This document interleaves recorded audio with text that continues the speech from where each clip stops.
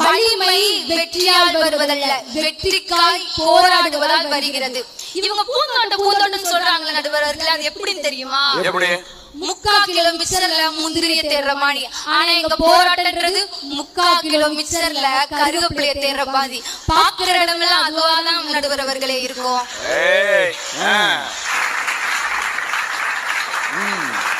இப்போ என்னோட அன்பு தோழி சொன்னாங்க பர்வீன், பூக்கள் அழகா மலருது, அது ஒவ்வொரு இடத்துக்கு போறதுக்கு பெருமைப்படுது அப்படின்லாம் சொன்னாரு.